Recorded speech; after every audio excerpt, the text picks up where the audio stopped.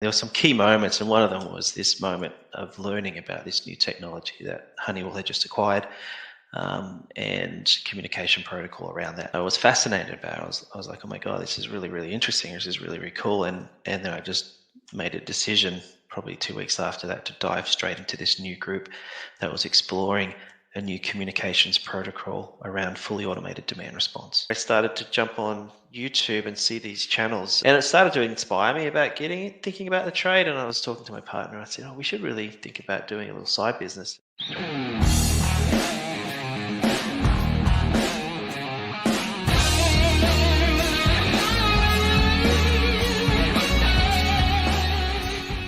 Hola, what's up, everybody? Welcome and welcome back to the Reliable HVACR podcast. If you guys are watching this on YouTube, make sure you're subscribed, like, comment, all that good stuff. If you guys are listening to this on the audio podcast, wherever you listen to it, please leave a review, get this show out to more people. And if you guys are watching and listening, I truly appreciate it. We would not be here without you. Now, on that point, the first sponsor of the podcast is VisaLogix. The future of remote support is here now. With VisaLogix Tether It Now, you can actually see what the other person is seeing. If you've ever had an issue where you're trying to help somebody over the phone, whether it's a tech of yours or a customer, we try to avoid a lot of nuisance calls, right? And you're trying to explain something over the phone, they don't understand you, you end up having to go there in person, and it might be something like really dumb. With Tether It Now, you can actually take these video calls, no matter if they're on iPhone, Android, whatever device, because you send a link that they click on and it starts or initiates a video call. And then with their technology, you're able to take pictures, draw on the screen, tell them exactly where to look for this or that, or point to things, circle things, and show them exactly what you're talking about. Or you can actually see what they issues I have. So with that, you can actually guide your tech through a call, or you can actually tell the customer, let me see your breaker. Is it tripped? Is it off? Where's the power button? Is it plugged in? All these little things that you could avoid, because like a company like us, we're a little too busy. We could be doing other calls versus going to turn a breaker back on for somebody. That happens quite a bit often. So if you guys want to learn more on VisaLogix Tether It Now, visit visalogix.com/HVAC. And the next sponsor is my favorite CRM, Jobber. Now with Jobber, we can do professional invoicing and quoting, at its base, but it has so many more features. You can schedule, which we use for reoccurring maintenance. So every 6 months, this thing will remind the customer. There's so much more you can do to message customers, set up reminders, set up scheduling. You can do more with checking in and out. You have price lists. You have tons and tons of features. If you guys need help organizing your business and helping it run smoother, it's been night and day for us. We came from paper invoices. I looked at or into other softwares, and there's a lot of complaints on other ones. And one of the big ones is affordability. Now with Jobber, they have really great prices. I promise you, they have something for anybody starting and needs just the basics. And then as you grow, you can get into these much bigger plans, and it grows with your business. So if you guys are interested in looking more professional, being more organized, it helps me get these invoices and billing out much quicker. In turn, we get paid quicker. So if you guys are interested, I can get you a free trial and discount if you go to getjobber.com/reliable HVACR. And another sponsor of the channel now is Vito. Vito Pro Pack, hands down, my favorite tool bags. Now, you guys have seen me rock a whole bunch of Vito bags, and I have nothing but good things to say. If you ever have any issues with them, they do have a 5-year warranty, but the quality is there. You're going to hear me say that a lot about Vito Pro Pack, is the quality, the different kinds of bags, and the thought process that goes into each of these bags. Now that I've seen how they design them, and the stuff they're thinking of putting out, all the new stuff that comes out, Like they really want to cover every aspect or every need of any technician across many different skill trades. Whether you're a tech that carries a laptop, you need a lot of power tools or a lot of hand tools. Like they have a bag for you. Just some of the best bags I've ever had, because I used to rip a lot of the other brands you see at the supply houses or that were there forever. And now Vita Pro Pack, second to none. Never had an issue. Go check them out. All right, guys. In today's episode, we have Mick Richardson from Capital and Coast HVAC. He's over on Instagram. I'll leave all the information that I can. He started a YouTube channel and he's showing, the HVAC side of things. But this dude has been all over the world. He is like a secret agent 007. He is, and he has the accent for it too. He's from Australia, traveled all over the US, and is in New Zealand now.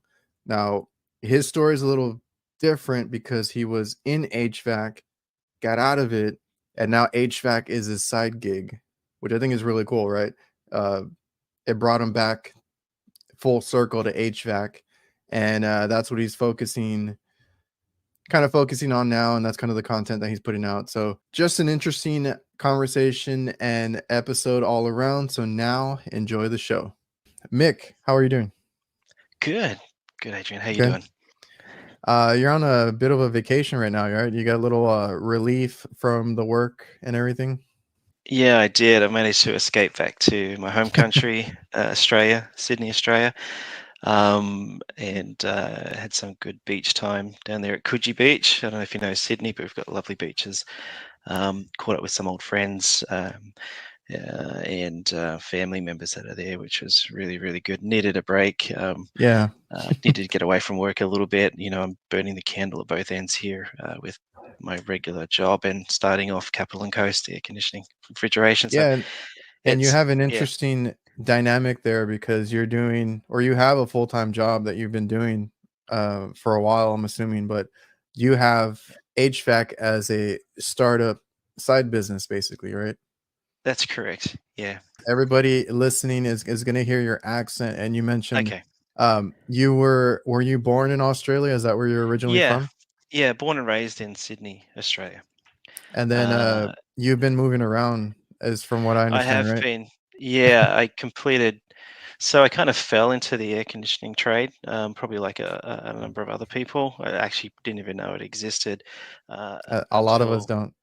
yeah, um, and completed apprenticeship. I think it was August 14th, 1998. That's a 4-year apprenticeship there in Australia. Um, I worked for a company called Actron Air, which is Australia's probably largest manufacturer of air conditioning systems. So locally made in the country, which is pretty awesome. Um, I sort of got my teeth into commercial, sort of light industrial, with a company called Thomas Clark and Sons, Mhm. and then I think early 2000 made the trip over to the US, and I think I'd only planned there to be there for 2 years, but it turned out to be Yeah. 17. So, Oh wow. um, and yeah, so I lived in San Francisco for 5 years, sort of Orange County for 5, 6 years, Arizona for 2, 3 years, and then Los Angeles for 3 years. So And at what age did you make that move? Like, how old were you when you came I over? was like 21, 22 when I made that So, move over. was that any type of shock to you, culture shock? Like, was there a lot of I adjustments? Yeah, I tell you what, landing in San Francisco, um, and I remember I had to go get my social security card because I was had a green card, I was a green card holder, Yeah. and I remember going down to the Tenderloin district in San Francisco because it was right near where you had to go and pick up your social security card, and I remember thinking, where the hell have I come? Why have I come here? Because that was just shocking. It California, was yeah, it was like, California in man, itself is a big area. Those are big cities and a lot of people there, yeah, because that's one thing that I've noticed about myself is I like to be in a small town. I'm in the yeah, country area now of where I'm at, and I like that. I like that pace, and we get a little bit of like city stuff, when you go in the city. But every time I go up to a big city, I've traveled a Yeah. little bit now. It's very overwhelming for me, and I love coming back to my small town and just being here in my own little corner over here, right? So I can imagine that's a big shock going to California. Yeah. I think I wasn't prepared to see the homeless and to the extent and sort of Hmm. yeah, mental illness and you know that side of San Francisco. Because here in, I guess, in Australia, we saw a lot of movies about San Francisco, and it's always, I guess, it was always showing the other side. So, but don't The get me good wrong, I side. had I had a lovely time in San Francisco, Yeah. and was there for 5 years. But I guess initially, back to your question, yeah, that was a bit of a cultural shock. Um, I think, other than that, it was, yeah, an amazing experience. I was working for Pacific Coast Train there in the Bay Area. We did some fantastic projects. The Asian Art Museum was one of them. We did the first Hmm. Apple store in Oh, town, so nice. that was pretty awesome. A lot of sort of universities, and the was around. So when the was the bubble had burst, but we were still doing a lot of work around silicon chip manufacturing and clean room environments. So I got my hands on a lot of large central plant systems. And it was that time when I made the transition from the mechanical into the control side of things, because Oh, okay. Train had just released some of their early Tracer Summit software and building automation. And I really wanted to learn more about that, and because you've probably seen them too. You see all the techs walking around with just suitcases and a little backpack, and that's it, Oh, yeah. and a couple of hand screws and a laptop. Yeah. And I thought, I'll take that. Let's give that a go, and made that transition. And yeah, so I got more immersed into the controls, building Yeah, automation.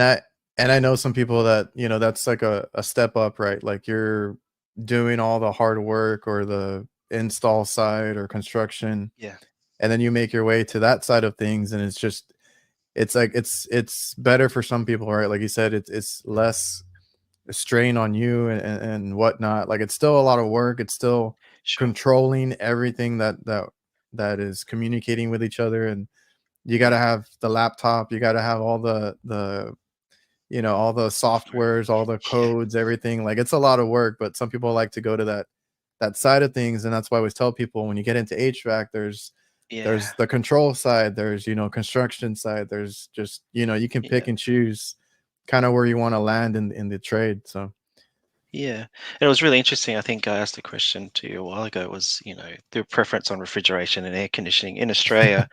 We get immersed into the whole trade when you do your apprenticeship. So you do refrigeration, you do beer hmm. plumbing. I don't know if you do much beer plumbing.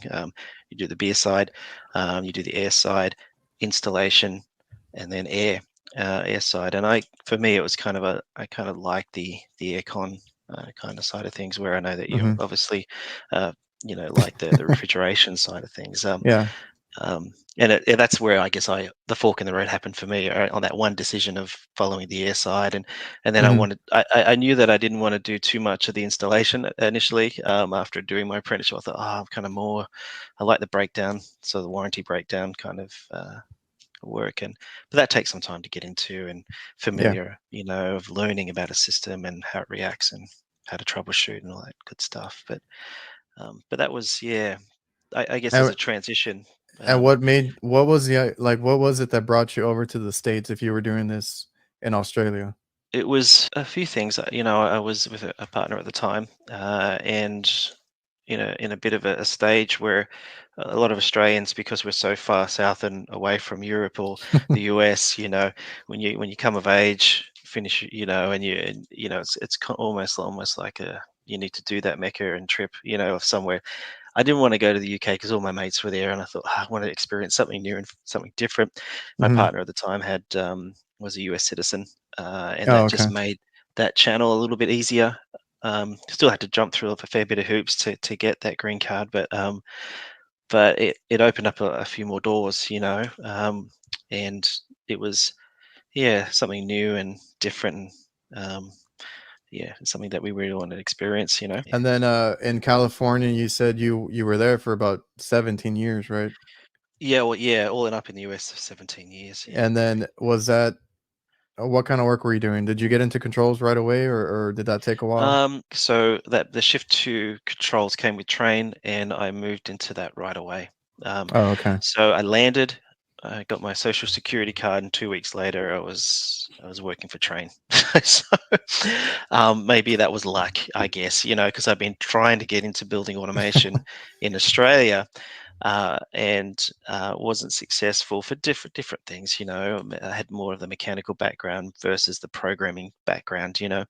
Um, and but Train were willing to give me a shot, and yeah, I was very very thankful for that experience because it opened up a whole new world. And that transition from mechanical to controls was a big jump, but kind of just dived in there, and I had a lot of great mentors. I know you mentioned on your show quite often is connecting with people and the people in the trade. There's some really awesome people in our trade. Having a good mentor, having somebody that you can at least ask questions to, like, how do you do this, or why did you do that? That plays a big part into the tech that you become too, because a lot of this is also just building habits, and you don't want to build those bad habits. So Yeah. um, it's always good when you can have a good or somebody to learn from that does things or shows you everything and tells you why. So then in California for 17 years, I mean, you didn't stop there. You moved around. Did you move around a few more Yeah. times? Yeah, I did. I got into a whole bunch of different stuff too. Um, so I Because come at from a some at musical. some point at some point you made a change in your career and everything. So like, what happened after Yeah. California? So California, San Francisco, transitioned to SoCal, Orange County, where I was with Train for about 5 years, and then went down to Orange County, and at that point, um, was needed to find a new job, and I was lucky enough to get hired from with Honeywell. So I worked for Honeywell Building Solutions there as a controls technician in La Palma in California, and um, and it was there that really introduced me to energy and utilities, power utilities. So um, I was doing building automation with Honeywell, and a team of another group of Honeywell came to show us some new technologies around how control systems can communicate with power utilities and receive signals to shift and shimmy load when the grid is saturated or constrained in certain ways. And that kind of like was one of those moments, in your life, you sort of sit back and you go, okay, there were three key moments. Well, one was, traveling to the US and meeting a person and getting a job with Train. There were some key moments, and one of them was this moment of learning about this new technology that Honeywell had just acquired, and communication protocol around that actually. And I was fascinated about it. I was like, oh my god, this is really really interesting. This is really really cool. And then I just made a decision probably 2 weeks after that to dive straight into this new group that was exploring a new communications protocol around fully automated demand response. And that was with support from LB&L, different labs that were doing work on sort of government um, basis. Funding was sourced by the government to develop this fully automated demand response protocol, and that was pretty exciting. And it got me into the world of power and utilities. So I've gone from an apprentice air conditioning technician who left school early. I was 17 when I left school, and it just followed this career path, and doors opened. And looking back on it now, it was I kind of think it was pretty lucky because I don't know how I got there. It just But happens. just happens, right? Yeah. Yeah. And I think, yeah, there's a few things that have to line up, the stars line, but in essence, you kind of make that future for yourself, don't you? And you come in with a good mindset, positive, want to do good, and yes, I started working with a number of power utilities, even ones right near where you are, in Oh, really? developing these demand Because response fully yeah, automated because demand here in response. Texas, the grid has gone down, and Yeah. a few we've had issues with it. Yeah, we've been watching you guys closely, especially through winter. Yeah, we had a pretty rough one too. And I just heard, Yeah, I don't know yeah. if we're Last getting winter was shocking. another Yeah, yeah. freeze coming soon, because we don't Um, we don't get a lot of winter weather. We get like where it's like 40, 50, and then like Yeah. that's our winter. But every Yeah. now and then, like that one time that it went That down and cold snap came through. Yeah. we were without power for almost like 2 weeks or something That's crazy, right. and it's because it went down into the 20s, and then we had all Yeah. this issue with the grid, and they always warn us and tell us, raise those thermostats, and turn everything off and like all that stuff. But essentially, we were, and it was a pretty bad time. But Yeah. I was in an apartment at the time, and I was there in like I'm not used to this. I'm in sweats, hoodies, covered, and then I get in my bed and I'm under the blanket, and like I was Yeah. still cold, like it was freezing. And unfortunately there was other families that, I guess, like I said, this never happened, so they probably never knew how to use a generator, a Yeah. gas generator and stuff, and they were trying to put them in their houses, and there was some untimely deaths for that. But it's just that we're not used to that. We're not prepared for that. And Yeah. it's an issue that we've had with our grid, with our power. So we would run these particular programs, these energy efficient air conditioning programs. So we also did energy efficiency um, pilot programs that would pay contractors like yourself to go out there, identify issues with the system, go Okay. through a certain checklist, and then get rebates. So we would manage those rebates as well. So it was that part of it, and then around energy efficiency for small, medium business to And commercial, heavy and industrial. those thermostats that like Smart the communicating were thermostats, were correct. The sold, Honeywell ones, yeah. yeah, Yeah, or not sold, they were given, right? Given that's out, correct. and Yes, then yeah, they were controlled by the power company or whatever. correct. Yeah, Yeah. that's correct. Yeah, so they got that allowed me to travel around the US a lot and experience, different states. And I guess one thing I did learn was that there's a big difference between California and the different parts of the states. Um, and um, and and I think even something that was consistent though is that they definitely like Australians, and so it was I think it was the accent. I've had a really great experience throughout the US. I found that Canadians tend to get my dry sense of humor a little bit more, but majority, yeah, I had a blast there in the US, especially in Arizona. Arizona, I've had a few Canadians on the show. I know what you're talking about. yeah. Yeah, Arizona was cool. Mm, And that again, just a different side, and going hunting and experiencing the high desert environment. Um, we talk about some hot days. We had some hot days out there that were like 118, 100, yeah. 120, uh, and it was yeah, it was pretty intense. You had to be inside, during those months for sure. It's like, yeah, it's Um, all the heat warnings, the heat yeah, waves, and you have to be careful with that. We get that a lot too, and we yeah, were hitting, like you said, those 117, 118, and then we have a lot of humidity down here too because I'm by the oh yeah, coast. I got a It's like a different kind of heat. So yeah, even if the weather forecasts like 108 or something like that, it's actually like 117, 118 because yeah, of the humidity, and it's like I yeah, tell people, I'm like, this is real, like hot weather that we deal with down here. yeah, So a lot of times, I got to be covered head to yep, toe. I wear sleeves, I wear the sun hat, everything like that, and then yeah, drink plenty of water, and just be yeah, careful out there. And that's yeah. I why I know don't they. want to do attics ever. Oh yeah, jeez. So that whole experience you had, and then that's pretty cool that it helped you travel around to Yeah. different places and cities like that. So then from there, how did you end up back to is that where you went back to New Zealand after that one? No, so I left Honeywell after a good period of time, probably 6 to 7 years, I think. And um, I went to I was in Arizona for a little bit, and Mhm. then from there to Los Angeles, where I worked with Los Angeles Department of Water and Power, which is the largest, I Okay. think, the largest municipality there in LA. And helping develop their demand response program. Just again, another big city, Yeah. and I'm probably much like you actually. I don't like crowds, so that was I'm non-neurotypical, so and I prefer being alone, to be honest. I completely understand. I've always told people I'm like an introvert.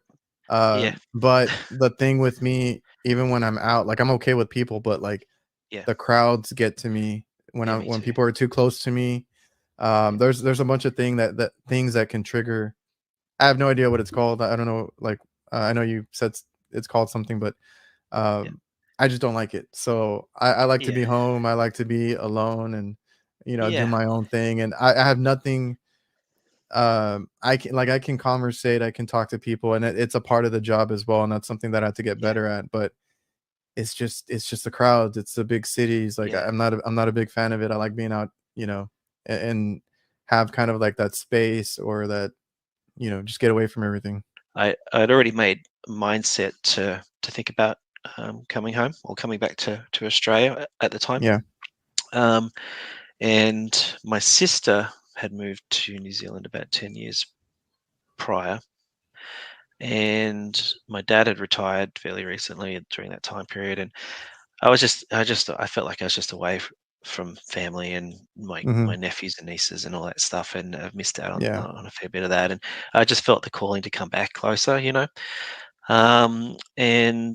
I talked, I was talking with my partner. I said, I'm thinking about, what do you think about checking out New Zealand and checking out Australia, and we'll do a bit of a trip just so you can get a feel of what you like. And then we went back to Los Angeles, and Okay. um, my family said they really like New Zealand, and so I said, okay, well, for an Australian to go to New Zealand, it's pretty easy.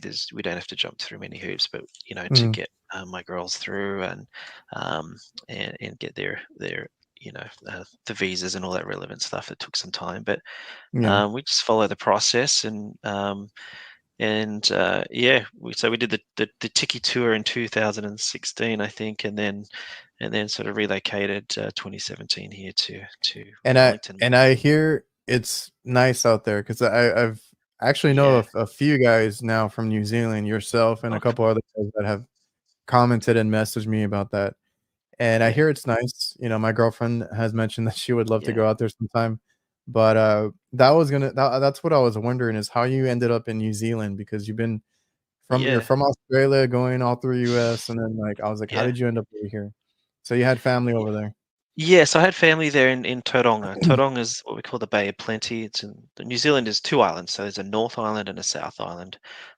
It's east of Australia, southeast of Australia, New Zealand, um, and it's beautiful. Like you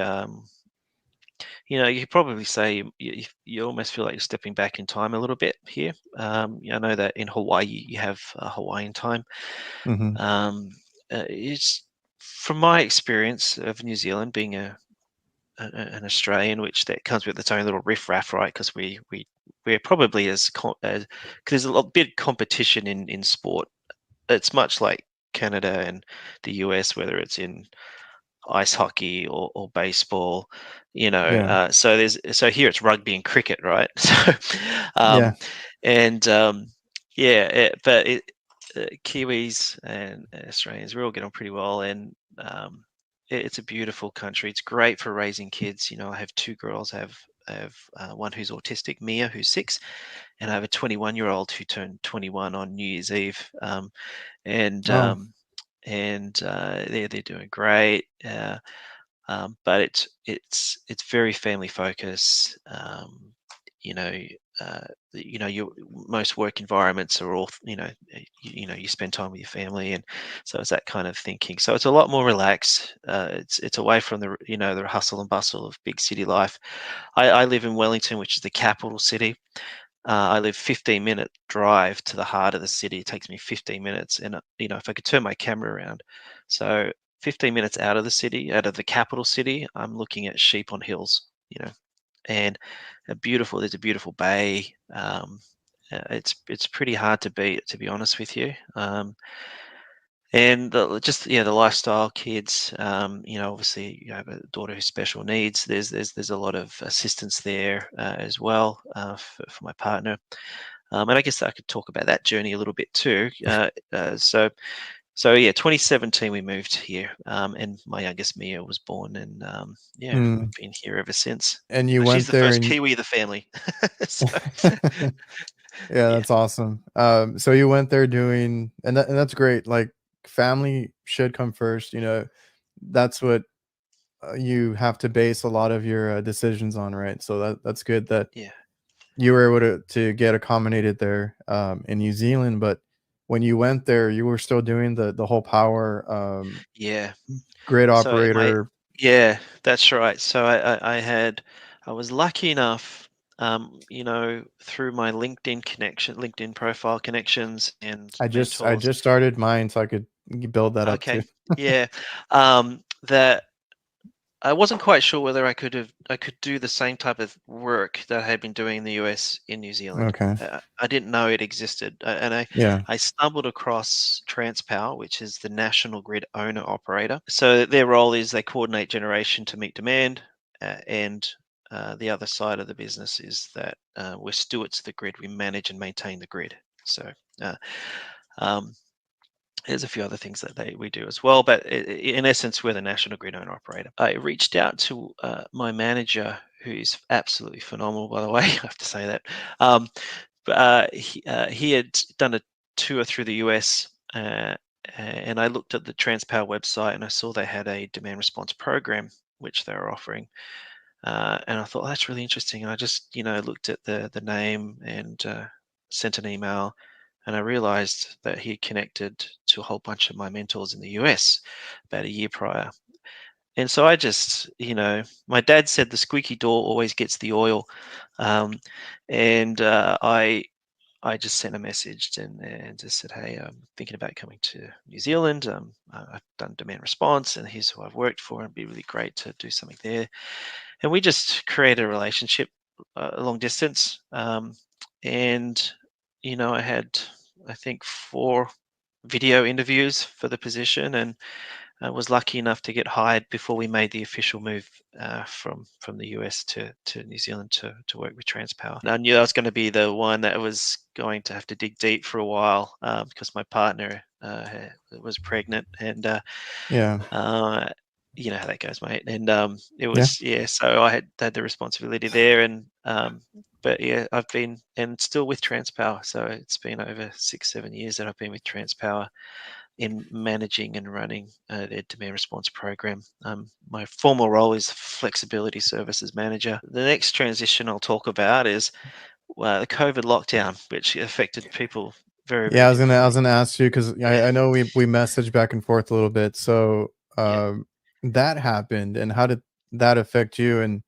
And then, I mean, you can go into how you essentially yeah. started up Got into it. another business. Yeah. So, um, so my daughter was born. Mia was born in 2017. Everything was going gun ho great with Transpower. Then COVID hit. 2021? I was somewhere around there. Um, and Middle of 2020. yeah, middle of 2020. Okay. Yeah. And I don't know if it made the news there, but New Zealand was one of the early countries to go into a full lockdown. I don't know if you heard about that, but really, when COVID, because the size of our nation, we're 5 million, we're around about 5 million, we're very small and comparatively, and there was concerns about the health system and that being overrun and people not being able to get the real help that they need to survive this. And it was so the whole unknown right around COVID, and so yeah, our prime minister at the time, Jacinda Ardern, decided to go into a lockdown, which prevented anyone pretty much entering, leaving the country, and Yeah. then the islands were also separated and locked down too, so you couldn't move around. You're basically in your home, and Yeah, that I was remember that. that. Man, that was a big change for us, because I was in the office, 5 days a week typically, and uh, And so then we had to, set up. I didn't have a study set up at the time, so I had to go set up a study and get different equipment to make it all work from home, and very supported by Transpower and getting everything sort of up and going, which was great. But the that was the first lockdown was pretty hard, and just trying to establishing rules around the house, and you probably maybe you found it too, was like separating Yeah. work and family life became like this Oh yeah. blur, and I Well, totally sucked at it. for us, we stayed relatively busy. We had a few, days off here and there while everybody decided, like what was essential, what and all that when we got our little papers that we could travel because like the whole lockdown, we weren't able to go out of the house and stuff, Yeah, or there was like a curfew and different things. Like there was a whole bunch of stuff when that happened. But being in what we do, we're in the food service industry. Like yeah, restaurants were still serving drive through and yep, curbside and all that. So like we still had work. They brought yep, us back relatively quickly. The thing yeah, I had to adjust to now, I work from home yep, as far as like being a business owner and doing the invoicing and billing and that kind of stuff, right? yeah, But my son had to stay with me at that point because yeah, I had a whole issue and COVID, like it came out of nowhere and it just kind of yeah, derailed a lot of stuff because I had just went through a divorce and mm, then like I said, I was during that freeze as well because we had that around that time, like a year later. Um, all that was happening while I was in an apartment trying to get back on my feet. mm, And my son stayed with me that whole COVID time, and I yeah, had to deal with the home because I work for myself. I can make time, right, if I need to, right? yeah, That's the benefit sure, of being your own boss and stuff. But I had to adjust to that whole thing, homeschooling and stuff, because I had to, they were doing that whole virtual thing on the laptop yeah, for school, and then like I'm there trying to get my work done, travel here, drop him off with his grandparents, go to work, come back and do the homework, and like that part of it was ridiculous. So I can imagine yeah, somebody that has to adjust like their workstation now being working from home, like that was probably a big thing for you to work yeah, around because you worked at a actual place. I had the luxury of I do HVAC. I don't have a place of business to go to. I just go fix things and I come back home. I mean, it was yeah, easier for me on that aspect. yeah. So we had um, told that we had to be home, work from home. Yeah. Uh, it was just before actually my youngest Mia was diagnosed with autism. So and it was like, okay, your daughter's autistic, and but we couldn't, because we're locked down. We couldn't attend all the therapies and all the Oh yeah. the type of things that you need to do, or educate yourself, Mhm. or support on, Yeah, and so because that we those had that those that was hard. doctor Yeah. calls and doctor visits were very Oh, weird during that they time. were weird, eh? Yeah. Yeah.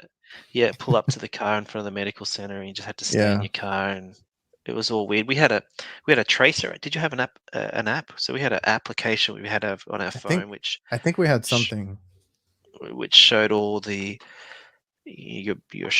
relevant information around your booster shots and all that kind of Yeah. stuff, and also your travel, that if once those restrictions started to level off, you could move around more, and I had to fly around a few times, like the different Mhm. parts of the country, and you had to have that type of certificate to show before you got on a flight. Yeah, it It was was weird pretty times. rough, I got to be honest with you. And then on top of that, my daughter had just started university, my oldest daughter, Yeah. Leia. So she had moved out of home. So the first time out of home into a hall. Yeah. And in Wellington, they were one of the first halls to get shut down because it was one of the first signs of COVID going through the hall. And anyway, so that was not great experience for her. I mean, it should have been an awesome experience, her first year at uni and living away from Yeah. home and all that kind of stuff. And it was just not exactly what the doctor ordered, for sure. Yeah, and that's why I But mean it derailed a lot of stuff during that time, like, it was crazy. yeah, the second we had two lockdowns here, so we sort of came out of that first one, and things started to get going again, and then all of a sudden it flared up, and we got Yeah. locked down again. And it was the second one. I said to my partner, Jerry, she's been awesome. She's phenomenal. We were thinking about getting a ducted system for my house, right? Okay. And um, I was like, I should just put it in myself. Why can't I just do it myself? I don't at this stage, I've sort of all my tools. I wasn't even thinking about aircon much, you know, Mm-hmm. at all. So all my tools are gone. I sold Yeah. them before moving and all that stuff. I had nothing, and I said, well, I'm pretty sure I could do it myself. I just have to go and get some hand tools and get some things, and I could probably borrow bits and pieces from people I know, vac pump and gauges and that kind of stuff. And um, I know an electrician, obviously working for Transpower. We know we're in the power industry, Yeah. um, and so initially I had a couple of companies give me quotes because I wanted to see what the Okay. ballpark was, and I looked at the Yeah. quotes. And I'm like, holy crap! Um, Yeah. I bet I'll give this a go myself. That's how I am too, because we have an old R22 system, Oh yeah, and we thought we were gonna need a new system, and I got quotes and stuff because I don't like doing residential work in general. yeah, And I was like, no, I think I want to do it myself, but we haven't come to that yet. We were able to kind of fix it up. But yeah, yeah. like at that point, you're just like, why can't I? Why don't I just do it myself? You know? Yeah, so I saw these quotes come in. I'm like, man, these are expensive, and getting any trades is pretty expensive here in New Zealand. And I should say in Australia too. It's expensive. Trades do quite well here in this part of the world. Um, and it was that time, obviously, COVID lockdown, thinking about doing something for the house, where I started to jump on YouTube and see these channels. I don't know if your channel was out, but it was definitely Zach. Zach's channel, HVAC Quality HVAC, was there, and I think HVAC Tactical Ben. I started to just get plugged into that, um, and it started to inspire me about thinking about the trade. And I was talking to my partner. I said, "Oh, we should really think about doing a little side business." And at that stage, my partner was thinking about going back to work as well after being a full-time caregiver for Mia. Mia was transitioning to school, and I thought, well, that could be a nice ease way. Jerry could look after the back end of the books, and I could get out there and do the work and install. And so we started to talk Yeah. about it more, and I said, well, if I can't install it in my own house, and I can't do it, I'm not be able to do it for anybody else. Yeah. And it's like, I don't know if you've experienced this, man, but you're doing your own house is always, it's just I had a shallow roof, and it was just hard, getting up in the attic. It was narrow, Well, tight, like just the worst roof. And I'm like, I don't think anybody likes working on their own equipment in general, their own house. yeah, And yeah, I always tell people, like, if you go to an HVAC tech's house, I mean, they're probably not up to the standards that they do for other people, you know. So there's yeah. that whole thing. So I put a ducted system in, and that really that changed being at home a lot. We here in New Zealand, we don't a lot of the housing that went in the 50s, 40s, 50s, 60s, so even up to the 80s, weren't that great insulated. And so typically it's quite cool here in New Zealand. I don't know, I haven't talked about the weather patterns much, but we get the four seasons. It does get cold here in New Zealand, especially on the South Island. We have amazing skiing, and big alpine range on the South Island. If you've seen Lord of the Rings and all that stuff, a lot of that stuff was filmed there. Um, it's a phenomenal, beautiful place. But yeah, we do get pretty wild winters here. Typically, mild summers, cold winters. So peak time for air conditioning here is winter time in the business. So, Oh, um, but just having the house warm and being able to walk around and be comfortable all year round, it just made it. I don't know why I didn't do it sooner, man. But anyway, you live and you learn, and mhm. there are other priorities that were sort of getting in the way of all that. But yeah, I'm so glad that we did it, and also just to rekindle that fire, of getting back into the trade and the HVAC again for me personally. Hearing your channels and getting dialed in, and just sort of immersing, because we're a long way away from you guys, but I learned so Mhm. much, not only from the US channels, but also, channels in Japan. A lot of installers I follow in Japan, in Australia. I don't know if you know Mitch Atwood there from Merrick Services. He specialized in Dakin installations, but he has a great channel.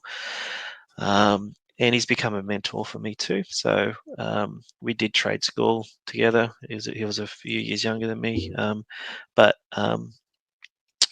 but yeah, it's just sort of plugging myself in, getting some knowledge, and getting excited again about the trade. My life had taken me a different journey, Yeah. um, but I love it. Yeah, we've been in business now for a year. I'm Okay. still a bit of a weekend warrior, Mm-hmm. and after hours kind of.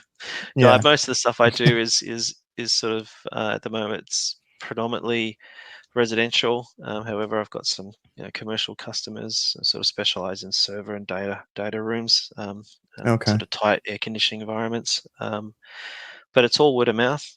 I don't do any Yeah. advertising, and um, it's great. So then You that know, that I, whole that you wanting to put a system in your house is what kind yeah, of kickstarted that, and then yeah, from there, did you just get into opening a business like for yeah, yeah, pretty okay. much. It And then was going down a path. how hard was it for you to start? Because a lot of people, that like you're talking about Yeah, working weekends and long hours, like that's how a lot of us yeah, start. yeah. And it's like a side business or side work, side That's jobs. right. And then you go out there and do your own thing. Like, but it sounded like you went out and kind of started the business right away. Like, how hard was it to Yeah. get customers and stuff like that? Well, I guess I have a trapped audience with Transpower staff. Oh, So, okay. um, that's great. No, I'll be honest. It's a trade here that we're so short on trades, and so the work comes. I'm blessed that I have a full-time job at the moment. I couldn't make the full transition and dive straight into Capital and Coast without support of working for the current job at the moment with Transpower. So Hmm. I'm able to pick and choose the work that I'm doing. Yeah. I do it in the time that suits me. Uh, the challenges goes around with things that may fail under warranty or service, and so Okay. um, I find the clients that I have are phenomenal. They typically pay the same day, if not the following day. I have customers that pay me even before I do the job, even before I do the That's a good install. one. Yeah, that's good. Which is a phenomenal. Um, I typically stay away from doing new build, like building and construction. I don't, Hmm. I don't, I don't do much of that. Um, but it's just, yeah, re- uh, referrals that have fed into to establishing Capital and Coast HVAC, and yeah, mate, I've got great customers, and they leave little reviews on Google, and what I have been, actually, you inspired me. Actually, I can honestly say you inspired me to do this. It was when I do an install. So when I do a mini split heat pump install, uh, Okay. any sort of breakdown warranty work, I take my camera and I video and I create like a short reel, probably 30-second reel after I've done my editing. And Sure. in the evening when I'm doing the write up or doing the invoice, it takes me half an hour to get my smartphone out, quickly bring those videos and pictures into an app, and I create Hmm. like a little story with the music. And because a lot of the time, as you know, like your customers, they can't see what you're working on, they can't see the work that you've done. Um, and I tell you what, that's paid dividends for me. Like, so every job I do, given that I've got the time now, I'm not slammed back to back jobs, but it's just so I send that with the invoice, and bam, I get paid.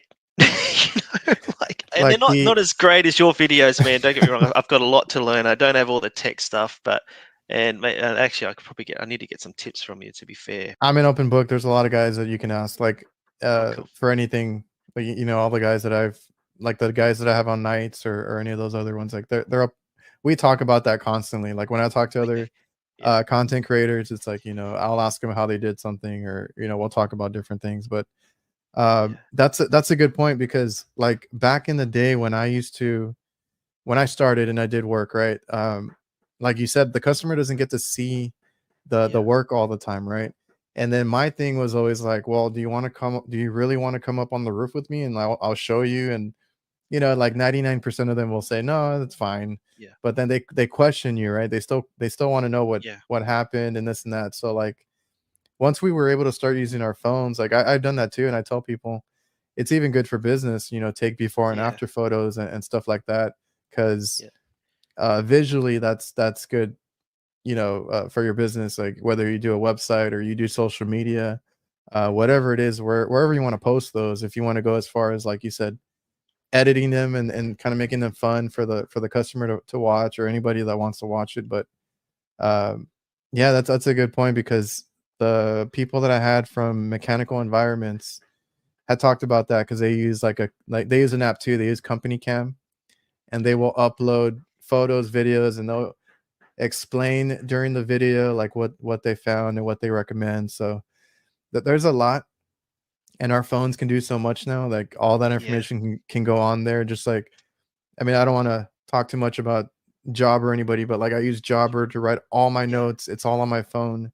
I take pictures. I do everything. Like Yeah. I had to learn. I learned that really quick that you need to write everything down. Yeah. Everything has to be in writing or a picture or something because Yeah. they're always going to ask you or tell you you didn't mention that before. You Yeah.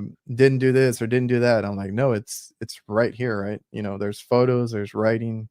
Just make sure to cover yourself. I used to get in trouble for being on my phone, right? And they like when I Yeah. was younger, when I was younger, I started in my early 20s doing this, right? And I was a helper. And sometimes, Yeah. yeah, I would be texting or whatever, but sometimes I would be texting my dad because my dad got into texting around the time we started the business, right? And I was like, okay, like reporting back to him and stuff. And then I used to look up manuals and all that as like, the phones got better. And I remember I got some managers because I was working at restaurants ended Yeah. up calling my dad and being like, oh, this kid over here, he's always on his phone and this and that. And then he's like, well, he would joke around with him like, take it up with him. He's the owner or whatever. But Yeah. his response was always like, well, he's either reporting to me or he's doing something for work. And Yeah. that's a little bit more normal now, like you said, because we have all these equipment now that requires like an Yeah. app to check everything, or you can be wireless and all that. Equipment that we're working on now is so tech. Is so we have thermostats that I communicate to. Do you Um, control like do you offer like remote controlling? I don't know what it's called because I I yeah, think I don't. I think I've mechanical sold. environment says that she Yeah. checks on the thermostats and kind of does some stuff remotely. And I've Yeah. been to a couple of customers that their thermostats are up super high and they're like, oh, it's because somebody controls them. Somebody like remotely does that. And I don't see Yeah. that too much. On the building automation side of things for offices and stuff like that, yes, yes. So you can remote in typically and troubleshoot remotely. Um, and then instruct either people to go out there to look at certain mechanical equipment that may be failing or having issues. That's quite common, but for um, I'm seeing some stuff come into more around the residential homes, which is really interesting around home automation, which Oh yeah. uh, y- um, which allows both the homeowner to have their own smart mobile application to schedule, turn the system on and off, and geofencing and all that good stuff. But the the app, so the thermostat or the equipment now can communicate. It might be low power Bluetooth to your phone as well for a service technician who's got the right manufacturer servicing app, and so you can actually be remote, walking around and checking things about the system or troubleshooting on site. Yeah. And that's pretty cool. That I typically use. I have Fujitsu as another mid-range and Panasonic for my high range of equipment that I Okay. install and put in. Yeah. Um, but yeah, it's predominantly heat pumps here in New Zealand. So they're very mini split heat pumps, high wall, Hmm. a floor console, a ceiling console, under ceiling, or ducted system. Is that something you've seen there for a while now? Because I've like seen it I've start talked to, about it. yeah, I've talked about it a few times where growing up, everything was gas here. Like Okay, that's yeah, all I knew, yeah, right? And then like yeah, once I got and moved out and I started, actually renting and getting apartments or now in a house, everything or everybody has switched to electric. So we're all yeah, going electric, but I honestly want to say it's because we hardly ever use our heating and stuff, yeah. and they go electric, and then like everybody likes like the electric stoves just because it's like a glass countertop or Induction, whatever, yeah, yeah, and it's they just want to get rid of a gas bill, I believe. But everything here is electric. I've seen less than a handful of heat pumps. That's new to yep, me, and yep, I've even looked into putting in an inverter in this house when I mentioned that we were going to upgrade yeah. the system, just because that seems to be the trend going forward. Yeah, and it also this touched on another topic, around electrification, uptake of electrification to meet these renewable targets in 2050, which is, I know the US is also following that, and the Yeah. changes that's had and the impact to equipment manufacturers as well as gases. I don't know how many gas bottles you carry around in your truck, but um, but uh, you know, this is only my personal opinion. It's not like, yeah, it's not easy. We here in New Zealand have a highly renewable grid. Um, Mhm. is on a good day we can be 98, 90%, 99% renewable. On an average day we're 86, 87% renewable. We have a lot of hydro schemes on the South Island and wind. We just put on our first a large solar array, and Mhm. connected that to the grid.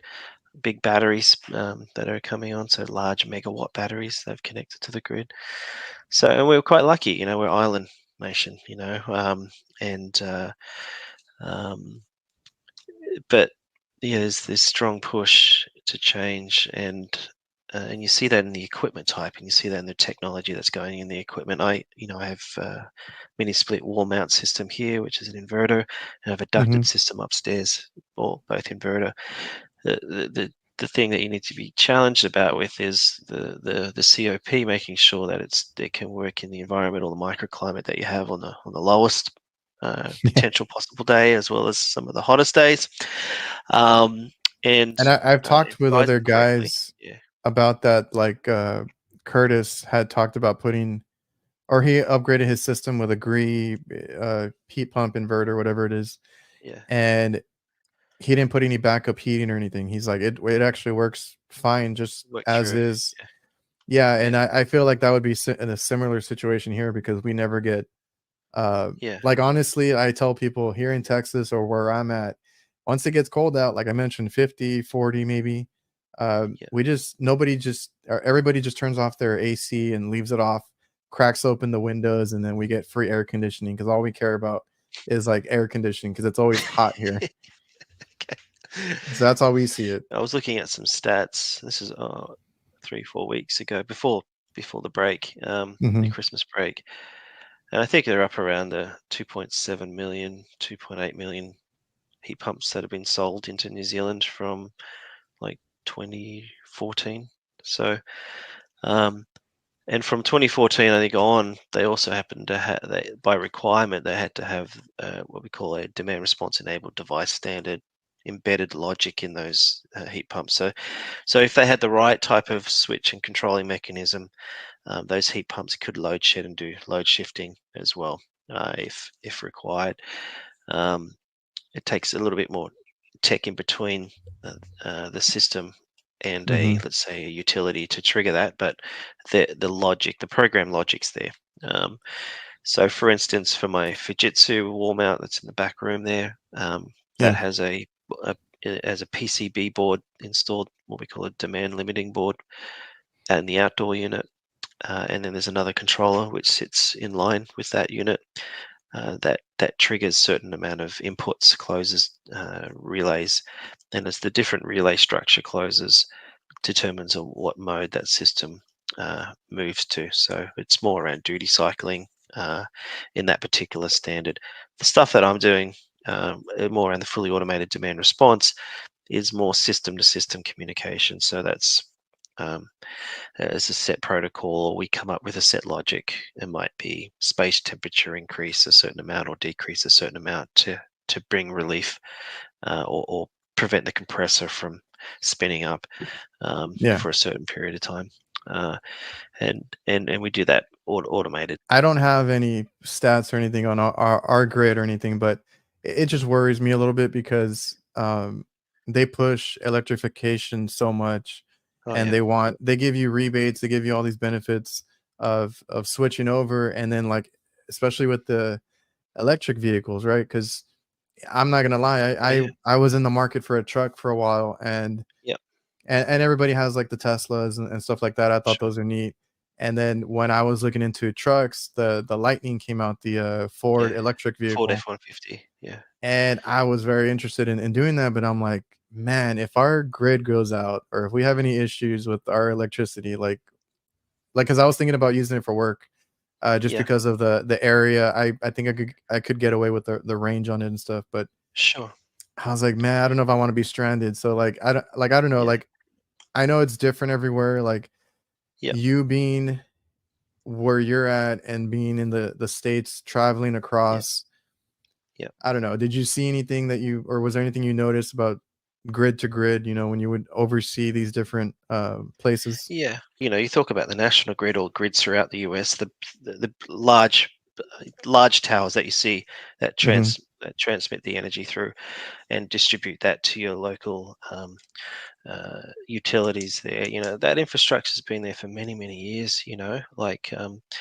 Um, and and as we go and enhance, I know for the work that we do on our grid, we have smart substations, and we can visualize them and get a lot of information back in real time. And um, um, we we do everything to save the asset. So Yeah. if you have that cold snap day and you're seeing a local area network that's just peaking, and it's hitting the threshold of our substation. We have pretty strict protocols we have to follow. Okay. Following what the electricity authority has guided us to do, but we've got these strict protocols before we open circuit, right? And that's a blackout. Um, Yeah. it's and it's probably the worst thing to happen, because we have a saying in Transpower that we keep the lights on. That's the main thing. We keep the lights on, right? But when Yeah. it goes dark, bad things typically happen when things go dark, um, and it's not good for the press. Everything comes, and so it's how do we get to this place of encouraging the uptake of electrification, and put the mindset of if you agree with it or not, just put that to one side. Like for me Mhm. personally, if it's energy that we're creating out of the natural resources that we can leverage and utilize, for me that's a good thing. If I can prevent coal-fired boilers from starting up, I think that is a good thing, and that's what's kept me doing the job I'm doing right now. I'm creating Mhm. these virtual power plants in the cloud, you know, that don't necessarily use gas or coal to generate, and so um, uh, I think it's a few things that I've seen here that are probably somewhat similar. We've got a large uptake of electrification, a large movement happening to electric vehicles in transportation, so bus services, um, trucking, like the Like, whole yeah, lines. everything Yeah, is transitioning. um, everything's moving that way, and so also the shift away from coal or gas-fired stuff as well. So that's all moving away too, which means that those particular companies, those particular customers are moving to electric options. So so there's that large step increase in demand, that we have to build to, or we have to learn to manage around. That's the similar issue of what the other countries are also facing as well. How do we coordinate these electric vehicles that they can do multiple things, EVs, right? So you can use them to power your home if you want, if you need them. If they've got the right technology, the right smart charger, they Yeah, can that's power your that's home, what I right? was looking into, yeah. If you're lucky enough and you can afford to put solar array on your roof, solar PV, and maybe you've got an EV vehicle as well, um, if you're home and your vehicle's plugged in and it's sunny, the sun's putting it straight into the vehicle, or if you're not home, it's putting into a battery that you can use later. But Hmm. here in New Zealand, it's really the early adopters people that can afford to have, or, they can pay for this technology to put in their house can actually take advantage of that, right? And there's not a lot of rebates happening here in New Zealand, unlike some of the things that you probably see, used to in the US. It's there's a fair bit of subsidies that are going around to help buy down that cost. Yeah. Things here, like you talked about the Lightning, the Ford F-150 Lightning.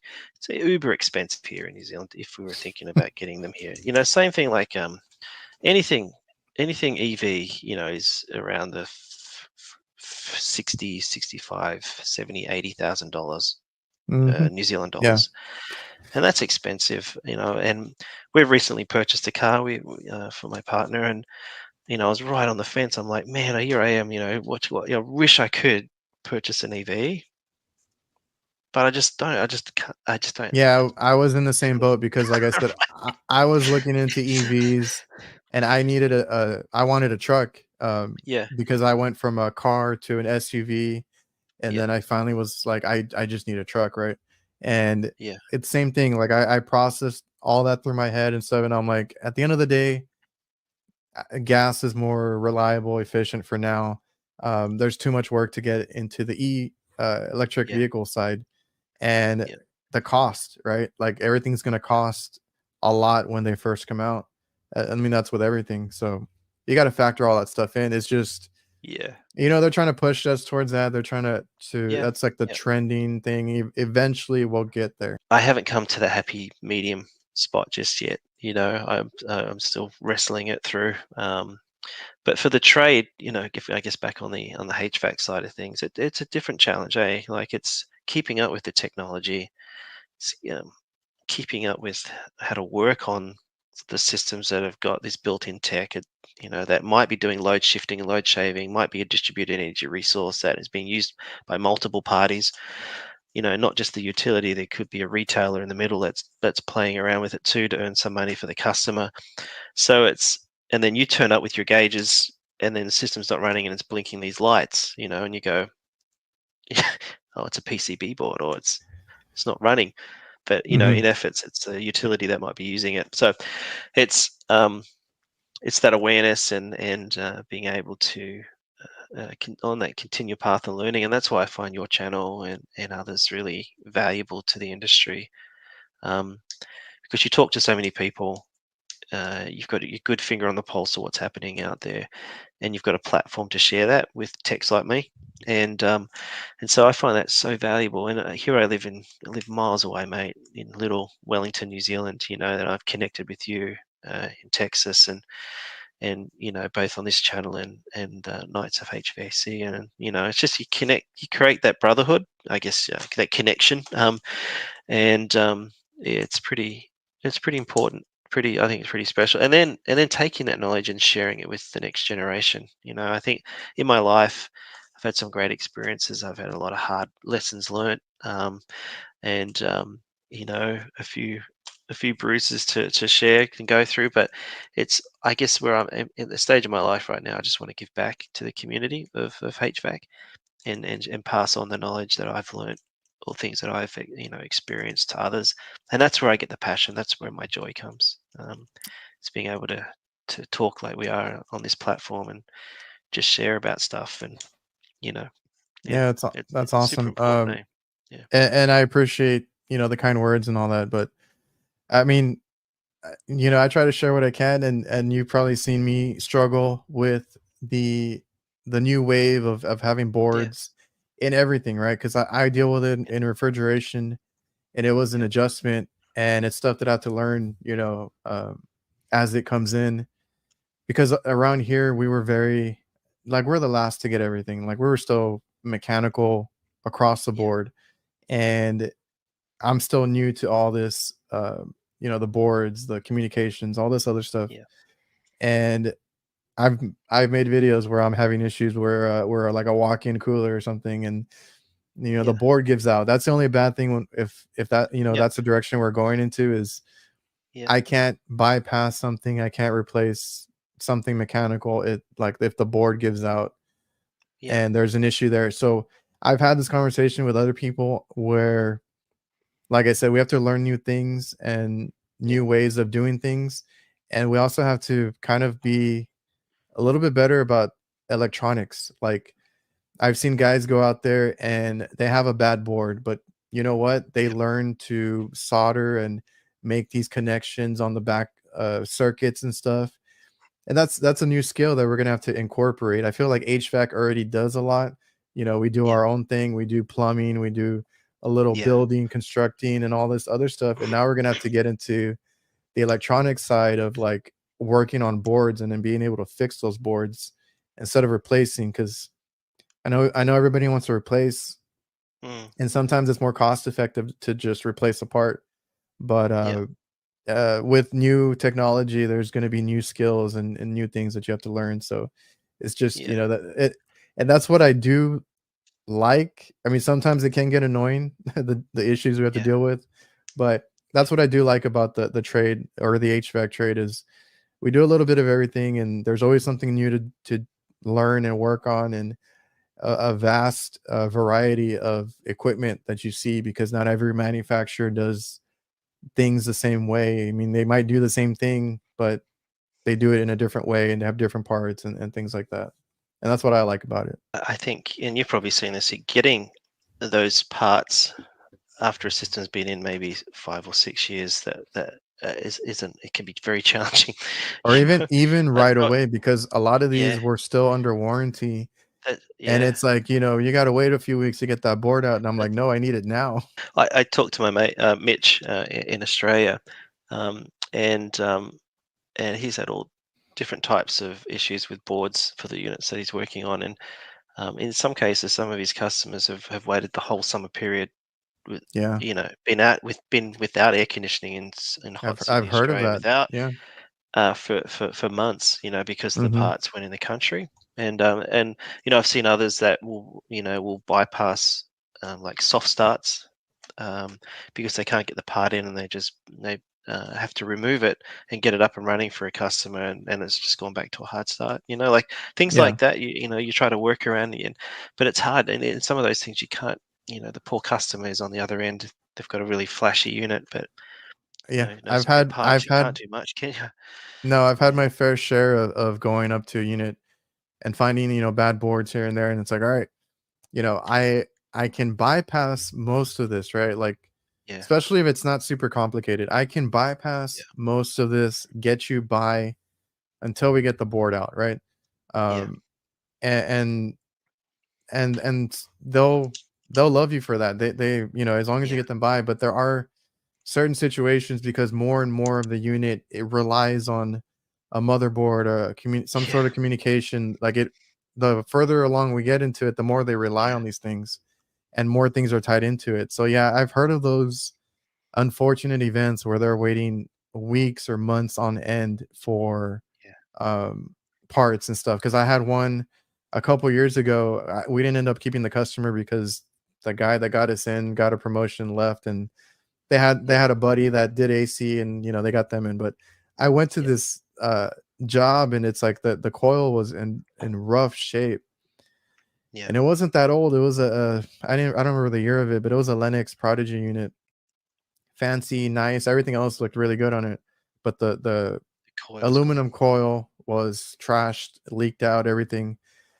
So I tried to go get a part, or I tried to go get the coil, trying to get, you know, the cheapest repair we can do. And then Yeah, that coil is not available for a couple months. And this is yeah, dead in the middle of summer. So I drove by there not too long ago and I noticed that they just ended up it was more cost effective for them just to get new units swap at the unit. at Yeah, that point because, yeah, why wait a few months for a coil when you can just get a new unit yeah, popped in? So that's a yeah, whole issue that we're having. It's like what's more cost effective, right? yeah, Waiting for a part, getting a new unit, or replacing versus yeah. repairing. That's the age old It makes you your know quotes really challenging, eh? I mean, that's what I'm finding now that I'm on the other side of the fence and having my own business. It's, yeah, when you're sitting down, and I typically do it at night when my kids are asleep, and when I've yeah, got my uh, I've given my dad time to them, the best Yeah. part of my dad time. And I'm sitting there writing. I'm like, man, I'm writing an essay here. Like it's like to replace the system. It says, oh, but if you just if you're thinking about replacing this, it's this. But and then you find out it's 2 months, 2 weeks. Oh yeah. You know, and so I think recently I've done an estimate. I had to do three estimates for a customer to give three different scenarios, and now that took me like 45 minutes to go through and write that up and then price it. And yeah, I guess that's an area of work that I'm still learning on. I use a different accounting software here, which does the billing and overseeing operations of that small business. Yeah. And it's Anything helps man, because like once I it all went helps. I digital, tell you. Yeah, yeah, once I went digital, because I'm the one that yeah, gets stuck. It's my dad's company, and I help him run it. I get stuck with yeah, all that invoicing, billing, and that side of the work. yeah. I'm sure for you it was a transition there too, just going to the Oh business yeah, side of things because yeah. there's things that you don't think about as a Oh tech, yeah, then yeah, you got to start thinking about as a business owner. And like you said, the quoting, yeah, that you got to give them options, but then sometimes things come up or things yeah, change, and you yeah, you try to give them that good, better, and best quote, and yeah, it's like you got to be honest with them. You got to recommend your what you recommend, but yeah, sometimes it's just like, I'll just give you a new unit, you get the warranty, and you get yeah. everything covered. Because I'm Yeah, dealing with that a lot right now. oh yeah, yeah. I do. So my approach to that is, I've just adopted it. It's gold, silver, bronze, just like the Olympic medals, gold, silver, and bronze. Yeah. And here's my main recommendation, and here's another option, and then here's the other option. Um, and you know that seems to have gone over pretty well. And but it does take time, sitting down, working out those numbers, and then calling, your trade shops to get an understanding of where things are and timing. And um, sometimes I feel like also it's sort of understanding your customer, because sometimes your customers Mhm. just want to know what the deal is. They don't need the full essay, and I tend to navigate more writing a full essay and then realizing, oh shit, I've probably put too much down in here. These guys would just want to know how much it's going to cost. Yeah. And so I've learned that way as well, of okay, how much information, and then how much is too much information for yeah. So it's that fine balance, I've that I'm always learning it. I've always struggled with that because when I started, I would talk too much or like you said, write Yeah, down too much, and they would just be staring at me like, "I don't understand any of that. Like, what do you recommend?" And then, I tried yeah, dumbing it down, trying to get simple, and I'm like and then I started getting customers that wanted more breakdown. information because Yeah, they yeah, were more, aware of their equipment and stuff. So, yeah, you have to find that balance because 'cause I've had to do that where it's like, well, get straight to the point, do this or recommend something, and then, "Oh, if you want me to explain, I'll explain exactly what I found and talk you through it." I've learnt the hard way where, I think I put 3 or 4 quotes out there, and, you know, and then I didn't get a response. I'm like, "Oh, am I too pricey? Is that am I too high? What's going on here? They're quiet," Yeah. And it just realized that, they just had no idea how much it was gonna cost, and there was a price shock. So the Mm, lesson learnt for me was have that conversation with the customer, talk to them about their expectations, and, oh, now yeah. I've got a bit more of understanding of what the costs around what it, for a ducted system or a split system. And I can give them a ballpark figure or range, off the bat. I said, here's, I'm not going to be the cheapest, but I can tell you what it's going to be put in, and it's going to be attention to detail, and I'm going to be trustworthy and reliable when this thing goes in, and I'll be there for And it towards. And and that's another that, thing because I get asked about, as far as, like, what people make as a technician and stuff like that, but hmm, also when I'm talking about business and talking I was like, I don't know if it's hard for me to talk prices with certain sure, people that, like, are in California or something, sure, and I'm like, "You have to realize, like, I'm in a low market area, it's a low sure, cost of yeah, living here, so yeah, we have to be pretty competitive." Now, we're not the cheapest, there are yeah, companies that are way cheaper than us, and they think yeah, we're cheap? yeah, And that's another thing you have to take into account, like you said, like, feel out your market, see what yeah, everything goes for in your area. Every area is different, It's and different. a Yep. lot of the stuff that we did was to be competitive in pricing, and we've slowly, gone up and Yeah. figured out where we fit in there. But that's Yep. a whole thing, the market or the area you're in. Some of the best advice, I got was no, it comes back at knowing what your worth is, and it also comes around a concept, like a Japanese concept around ikigai, which is your reason for being, like who you are and what you're capable of doing. You know that you do a good job. And for me, I was lucky. For my ikigai is, energy and HVAC. That's my reason of being. The main thing is my family, right? Family first. Yeah. But I found something that gives me a sense of being and a reason for living, and I love it. I love that, and I get paid for it. When I'm looking at positioning where I want Capital and Coast to be, my small business, is that um, I'm in a position that I can pick and choose my customers. I don't have to do that job. I don't. I can. It's all right to Hmm. say no. Yeah. It's okay to go into a house and share with a customer and talk about that. I'm not going to be the most cheapest. I'm not going to be the cheapest. You know. And if that's what you're after, then I'm potentially not the right contractor for you for this job. But here's the reason. And uh, I I also built the ethics around Capital Coast about being honest and transparent. And so, I give them a full price breakdown. They see the cost of the unit, they see how much my labor is, and they have a good understanding of what's involved and the parts involved and the dollars associated that. So it's all open. I don't get those calls that, can you give me a itemized breakdown of 50 things? It's like it's already there. Here it is. I'm still getting paid on my day to day. Mm. With Transpower, I'm all good. I'm good. I'm doing this because I love it. Yeah, And this is that's a good this is what position it's to be worth. in. And I know that's very different to many others and others that are starting out, either in the trade or having their own small business.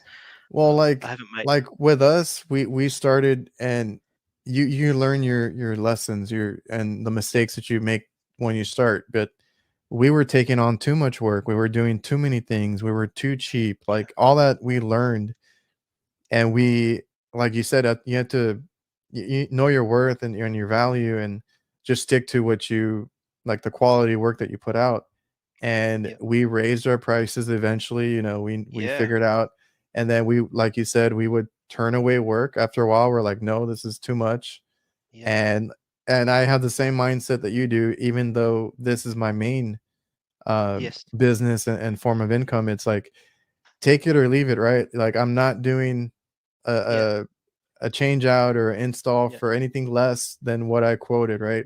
yeah, Like, that's what I need to do to make, or to stay in business and make money. And yeah, it's nice when you get to a point, because like I said, when you start, you might have to grind it out, yeah, figure it out and all that. yeah, But like, when you get to a point in this trade, in this HVAC trade, if you run a business, essentially you want to be able to pick and choose, and maybe niche down into, like, we like to do kitchen work yeah, only. yeah, And you have that luxury. You can do that. That's what a lot of people strive to do when they're opening up a business in HVAC. And that's, like, it took us a while, it took us a few years to get to that. But like, yeah, I turn down work, I pick and choose, I set my prices, and that's that. yeah, You made this full circle, basically yeah, starting in HVAC, yeah, transitioning to power, and yeah, where you work at now. And then you kind of full circle came to opening an HVAC business. So like, yeah, are you trying to transition back into HVAC? Are you going to keep both, like, options right now? Like, are you yeah, still going to be doing both jobs essentially? yeah, yeah. So still doing both. I think definitely not there right now, as in the volume of work to really um, to to step out, I guess, that leap of faith and Yeah. move into full time just yet. Um, but uh, I think there's some other concepts and ideas I'm been trying to play around with a little bit, and that is educating and bringing up, and then uh, it might be where my partner Jerry steps in a little bit more and oversees operations, but Mhm. start to expand through maybe not me being on the tools. Um, Okay. um, but it's a tough one. I just I've got commitments still. And I'm being looking after the family and paying all the bills and stuff like that. And Well, I was gonna ask I'm also, not gonna like, lie. It's just, yeah, it's just I'm not there to. I don't have the yeah. customer range depth yet to make that transition. But Well, um, you're building and growing, but like I was gonna yeah, ask that as well. Like, if you're doing this as a side job, essentially, you're working after yeah, hours or weekends. How yeah, difficult is it to balance essentially what is two jobs, one that you own, yeah, and then yeah, family time? Because you sound like you're somebody that really likes, yeah. or that is important to you, as a family time. I do find it challenging. I'm a natural workaholic. It runs in the I family. think we all are in the trade. Um, I've got to be smart in making those decisions around my family and protecting that as much as I can. And I think I may have asked you that same question. Is like, how the hell do you do your job and then do all the content? And anyway, that's a whole Like, nother do a whole you nother set, call. like, But do you yeah, set, like, limits and boundaries and stuff? That's what I try to I do. do. Yeah, so when I start my day with Transpower starts early. So I get up early. I'll head into the office and I'm home by 4 p.m. typically 4 Okay. 4:30. Um, I do something kind of like mentally. I take off my jacket and hang it on the door, and that's me walking in through the threshold and saying I've switched gears to be dad now. Yeah. My role is to be super dad, as best I Yeah. can after a hard day or whatever it might be. You leave that at the doorstep and you shift gears. I'm blessed to have a partner who's been there as a homemaker and caregiver for the last 7 years. So if I didn't Okay. have that, it would be a different story. So all credit to my partner. She's Mhm. allowed me to do this, and it, but it's a challenging thing. It's finding that peace and balance of. So yeah, come in the door, hang the coat, switch into full dad mode until my youngest heads off to bed. Okay. And then I switch back on to Capital and Coast. Um, And there's times throughout the day, I might break for lunch at work or whatever, or morning tea, and I've got my other Capital and Coast phone, Mhm. and I've got messages on there, and I'm sitting there doing that, and I'm open and honest with with them, and so they know it's all out in the open, Oh, okay. and nothing's hidden. So that's yeah, but I think it goes back. Yeah, there's going to be there will no doubt be a time where the workload is too much, that that I that I'm stretched between both. Yeah, that I Yeah. have to make that decision for sure. That um, I'm not there yet, but if it continues to go on the trajectory and where we think it's going to go, then yeah, there'll be a time where I'm going to have to make that decision. It's, Yeah, um, man. And uh, I'm like that too, where I try to separate work from home. I don't want it to mix too much. Even though I run yeah, a business with my dad, yeah, um, there I don't have, like, I have certain notifications that come through on my phone. I have some that are like silent notifications, and I'll yeah, check them when I can, or every so often, right? Just make sure nothing came in or any yeah, calls came in for work. But and then I've, like you mentioned, the social media stuff in this podcast and everything. A lot of my, and if anybody ever wonders why I take a while to answer on like Instagram or anything like that, as soon as I get home, all of those are silenced, right? Because mm, I yeah, value, like you said, being with the kids. We have dinner plans, all this other stuff, and I don't want my phone going off all the time. So I do separate that, and I'll check it. I mean, I'm on my phone too much as it is, but I'll check it yeah, when I'm free and when I'm available and stuff. So it's very important to separate it. I know it can cause a whole bunch of issues if you let it yeah, mix in with each other, um and obviously it's stressful just even having a day job, in the trade or anything. But yeah. you gotta work at it, you gotta separate it. Now, you doing these two things, do you have a preference? Because like, do you like doing one Man, over the other? as in the whole electrical side, the grid And side versus HVAC. Man, it's a tough question. Eh? It's because both of my it the passions. HVAC Yeah. side brought you back, obviously. Yeah, oh, for sure. And yeah, I met you and a few others. Like, how good's that? I think I've rekindled something, Yeah. in me personally about that. My mum was an amazing school teacher, and I think that giving back. And I think I mentioned it. I sent a message to Zach today from Quality HVAC. I'm like, man, I think my calling is to really just start to get HVAC known as a trade. One, right? It's not like this little thing in the background, That's like a main around goal. electricity, Yeah, that's a main goal of and mine. talk about it at schools. Talk about it with Yes. high schools where the next young apprentices are thinking about maybe school's not their thing and they're looking at a trade that air conditioning is right up there. And so Hmm. I think maybe 2024 for me is sort of getting around some of the industry here in New Zealand, um, and being a part of that, and being able to share and learn from you and others, and starting its channel. And I started a small channel. It's pretty crappy at the moment, mate, to be honest with you.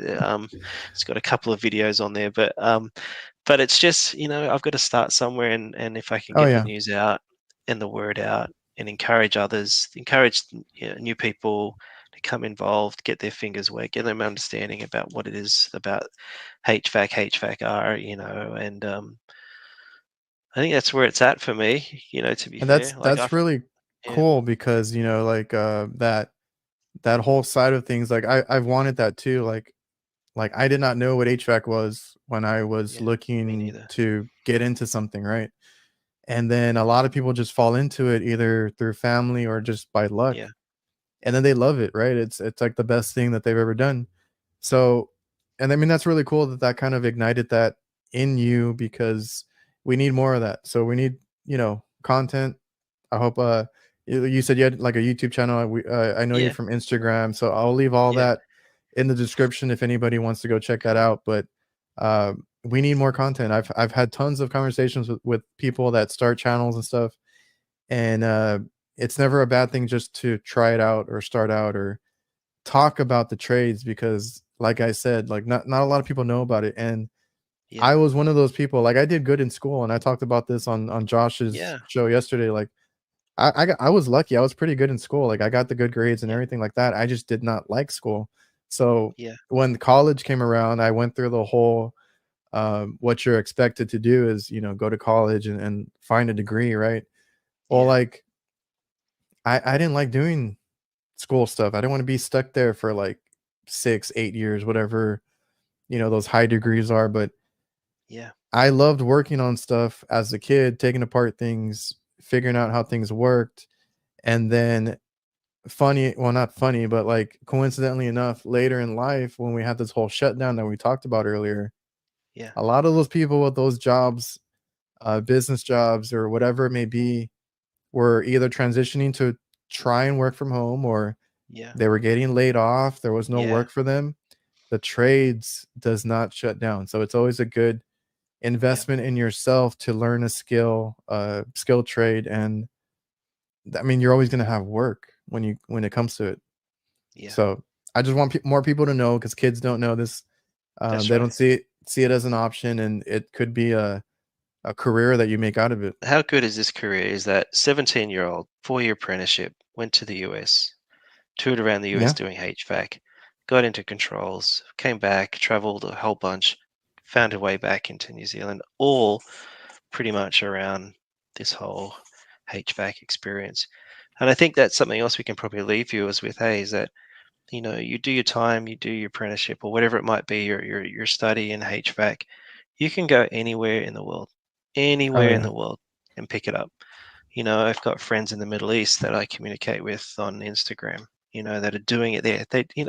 I've got, friends in the UK, it's like it'll take you to places if you let it. If that's, what you want to do and get around, you can totally do it anywhere. you can go I'm living anywhere. proof. You can do anything.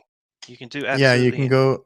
go anywhere, do anything, and then carve your own path in this trade. Like you said, we talked Yeah. about controls, you Yeah. traveling, you getting into the power Yeah. side of things from your HVAC company that you're with. And Yeah. like, you never know where it can take you. If you don't like what you do or you Yeah. find something else, it's going to be in the trade still, but you have a lot of choices, honestly. And the next thing, we'll have to get you and your family down here to New Zealand, mate. I have to show you around the North Island, the South Island, maybe some Pacific Islands, and Yeah, like I said, yeah, my girlfriend, she was like, man, because I brought up New Zealand because, like I said, I had talked to you and I had talked to a couple other guys yeah, that I've been commenting and stuff, and I was like, hey, these guys are all from New Zealand, and that's something that blew me away when I started posting. It was like I was trying to do it for my business, right? yeah, Advertising like the work that we do, and then I started getting people from Europe and all these different yeah, countries. I was like, holy crap! Like it's this community, Instagram, yeah, YouTube, all this stuff. It's like worldwide where you can talk to people. And I mean, this is a good example. Texas with New Zealand here yeah, in the episode today, and it's amazing. So anyway, I mentioned that to her, and she was like, "Oh, I like it's beautiful. I love it there." Like she's always yeah, wanted to go there. So I don't know. Maybe we'll make a trip down there eventually and man. see Be you happy to guys. host you guys. Yeah, That's awesome. So, like I said, we're over an hour and a half. I don't want to keep you too long. yeah. Like I said, I'll leave all your information in the description. If there's anything you want to close off on, you know, I appreciate you for No, coming on. yeah, no. Thanks for coordinating this. I know it's hard with the time difference. Oh, the time zone. And It's evening for me, and it's the next day yeah, that's afternoon for right. you. Yeah. And just allow me to share on your platform and I know there's some pretty good conferences coming up there in the US and I would be keen to some, hopefully come out there and catch up with you in person. That'd be great. Or maybe see you down here or some of our own conferences that we have down here or in Australia.